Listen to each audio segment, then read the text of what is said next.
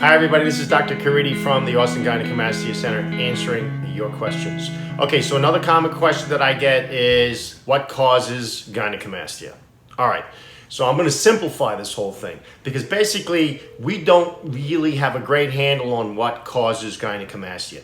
We do know it's related to an imbalance in the sex hormones, okay? The estrogens and the testosterones. So we don't have to do a huge amount of analysis in terms of what causes it. It's an imbalance. It happens. And it's a random event to some degree, although it is also related to family genetics and it tends to run in some families.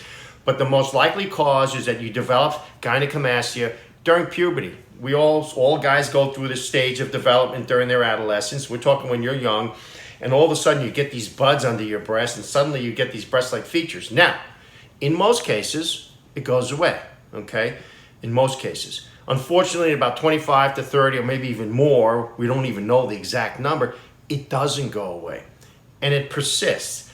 And so I know it's weird. So now you have this stuff, and you're kind of young, you really don't know what's going on, but then you kind of interact with other people in school, more than likely, or at pools or whatever, and then people are like, you know, something's going on, and maybe you're starting to think something's going on. I'm a little bit different than Tommy and Billy and Jose and everybody else. And basically, you're thinking that you may have gynecomastia, okay? So you make up the biggest population, just residual fullness from puberty. And if it's been there for a year or so, it's not going to go away.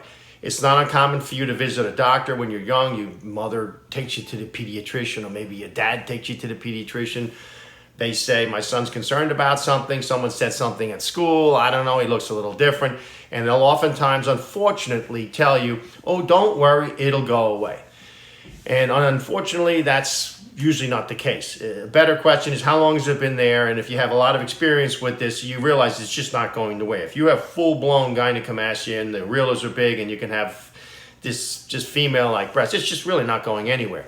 So then the question is, well, what do I do? Treatment is the only answer. You can wait until the cows come home, and it's really not going to go away. So what causes gynecomastia is an imbalance of these hormones. Now, the other issue is basically you can have a problem. You can have a medical problem. There's Klinefelter syndrome. There's some testicular cancers. There's pituitary tumors. There's some medical issues that are related to gynecomastia for sure. There are some drugs that are related to gynecomastia, and we can talk about that as a second question. Is like, well, what causes gynecomastia when we're a little bit older? But the moral of the story is that group is pretty uncommon.